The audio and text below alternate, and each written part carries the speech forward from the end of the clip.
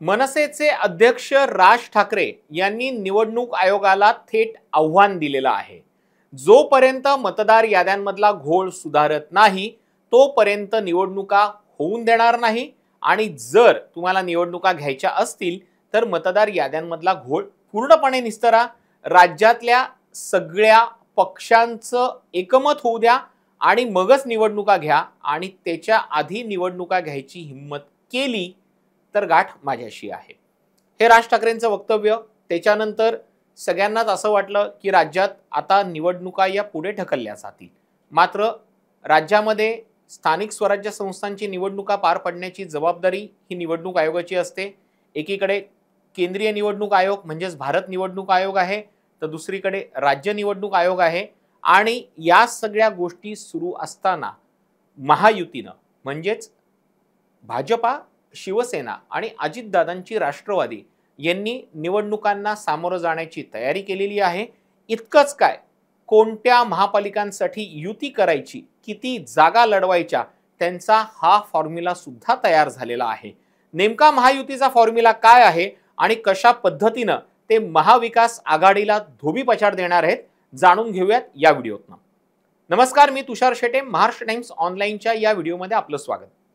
आपण बघितलं की मतदार याद्यांमध्ये जो घोळ निर्माण झालेला आहे त्याच्यावरनं राज ठाकरे आणि महाविकास आघाडी प्रचंड आक्रमक झालेली आहे। वारंवार या नेत्यांकडनं निवडणूक आयोगाला आधी विनंती केली गेली आणि आता थेट आव्हान दिलं गेलं, निवडणुका होऊ देणार नाही। आता थोडीशी टाइमलाईन समजून घ्या, थोडंसं मागे जा। असं म्हटलं जात होतं की जोपर्यंत सर्वोच्च न्यायालयानं राज्यामधल्या स्थानिक स्वराज्य संस्थांच्या निवडणुका घेण्यासंदर्भातला आदेश दिला नव्हता तोपर्यंत महाविकास आघाडी आणि विरोधी पक्षाच्या नेत्यांचं म्हणणं असं होतं की सत्ताधारी भाजपा आणि एकनाथ शिंदेच्या शिवसेनेला निवडणुका नको आहेत, कारण निवडणुकांमध्ये त्यांना पराभवाची जबाबदारी घ्यावी लागेल, आपण हरू शकतो अशी भीती त्यांना वाटते आहे आणि म्हणूनच निवडणुका पुढे ढकलण्यासाठी ते वारंवार काही ना काही कारण काढतायत, असा आरोप महाविकास आघाडीकडनं वारंवारपणे केला जात होता। मात्र चित्र बदललं कुठे? ज्या वेळेला सर्वोच्च न्यायालयानं स्थानिक स्वराज्य संस्थांच्या निवडणुका 31 जानेवारी पूर्वी घ्या, यानंतर कोणत्याही पद्धतीची मुदतवाढ दिली जाणार नाही असा आदेश दिला, त्याच्यानंतर अचानक सगळ्यांचा सूर बदलला। कारण पुढे आलं ते मतदार याद्यांमधल्या घोळाचं। या सगळ्या महाविकास आघाडीतल्या नेत्यांनी आणि मनसेनं आधी भारत निवडणूक आयोगाच्या अधिकाऱ्यांची भेट घेतली, मग राज्य निवडणूक आयोगाच्या अधिकाऱ्यांची भेट घेतली आणि चित्र निर्माण झालं की आता आम्ही आक्रमक झालोत, आम्ही निवडणुका होऊ देणार नाही। राज ठाकरेंचं वाक्य तुम्हाला आठवतंय? तुम्ही काहीही करा, बॅलेट पेपरवरती निवडणुका घ्या किंवा ईव्हीएम वरती निवडणुका घ्या, ही मॅच फिक्स आहे, काहीही झालं तरी विजय यांचाच होणार आहे आणि हे टाळण्यासाठी आधी मतदार याद्यांमधला घोळ निस्तरला पाहिजे। आता ठाकरे बंधू एकत्र येणार का?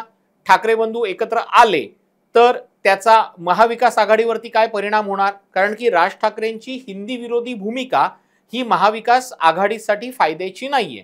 त्यामुळे जर ठाकरे बंधू एकत्र आले तर उद्धव ठाकरे महाविकास आघाडीतनं बाहेर पडतील, राष्ट्रवादी कदाचित त्यांच्या सोबत राहील, काँग्रेस वेगळी लढेल, या सगळ्या शक्यता आहेत। आता या शक्यतांवरती राजकीय विश्लेषक, राजकीय पक्ष या शक्यतांमध्ये लागले असतानाच अचानक भाजपानं, शिवसेनेनं आणि अजितदादांच्या राष्ट्रवादीनं ठरवून टाकलं आपण निवडणुकांची तयारी करायची। आता तुम्हाला माहिती आहे की भाजपाबद्दल असं म्हटलं जातं की भाजपा हा पक्ष सदैव निवडणुकीसाठी तयार असतो, कारण की त्यांच्यातल्या प्रत्येक कार्यकर्त्याला, नेत्याला त्यांचा कनेक्ट हा बूथ कार्यकर्त्यापर्यंत असतो। कुठे निवडणुका लागल्या, कधी निवडणुका लागल्या तरीही भाजपा सदैव तयार असतं असं म्हटलं जातं। त्यामुळे भाजपाची तयारी झाली आहे। आता एकनाथ शिंदे आणि अजित पवार यांना सुद्धा निवडणुका हव्यात का? तर सध्याचं चित्र हो असं दिसतंय। कारण असं आहे की विरोधक आरोप करतायत आम्हाला निवडणुका नको आहेत, मतदार याद्यांमधला घोळ आहे। आता हे सगळं सुरू असताना असं वाटतंय की निवडणुका या काही महिन्यांसाठी पुढे ढकलल्या जातील, कारण जोपर्यंत मतदार याद्यांमधला घोळ निस्तरला जात नाही तोपर्यंत विरोधी पक्षांचा आक्रमकपणा हा कमी होणार नाहीये। आणि विरोधी पक्षांची ही आक्रमकता दिवसेंदिवस वाढत जाणार आहे.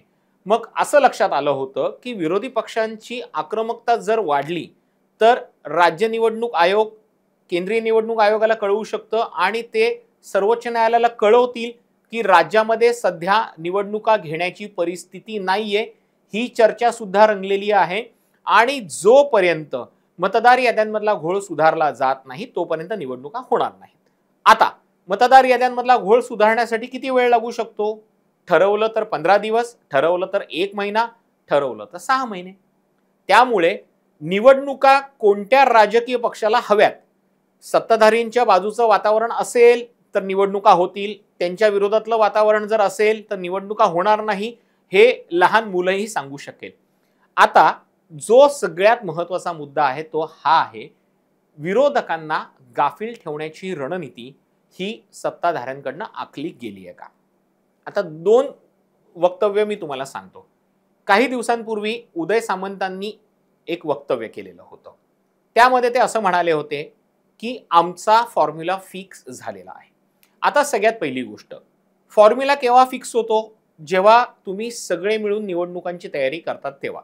त्याच्यातल्या काही गोष्टी अशा असतात, हा फॉर्म्युला म्हणजे काय असतो, आता जिथे ज्यांचे जेवढे नगरसेवक आहेत तेवढ्या जागा त्यांना मिळणार.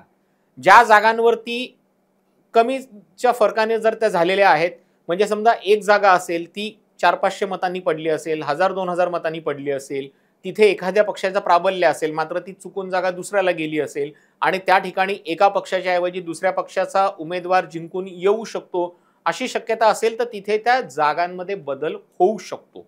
किंवा काही पद, महत्त्वाची पद, महापौर, उपमहापौर, स्थायी समिती अध्यक्ष, शिक्षण समिती अध्यक्ष, आरोग्य समिती अध्यक्ष, अशी जी काही महत्त्वाची पदं असतील ती मित्रपक्षांना दिली जाऊ शकतील, त्याच्यावरनं डिस्कशन होऊ शकतं. मग आता हे डिस्कशन केव्हा होतं? जेव्हा तुम्ही निवडणुकीची तयारी करतायत तेव्हा. मग जर उदय सामंतांचं म्हणणं हे आहे की आमचा फॉर्म्युला तयार आहे, आमचा फॉर्म्युला ठरलेला आहे, याचा अर्थ महायुतीनं निवडणुकांची तयारी केलेली आहे. आता थोडंसं आणखी भूतकाळात नेतो. काही दिवसांपूर्वी राज्याचे मुख्यमंत्री देवेंद्र फडणवीसांनी एक वक्तव्य केलेलं होतं.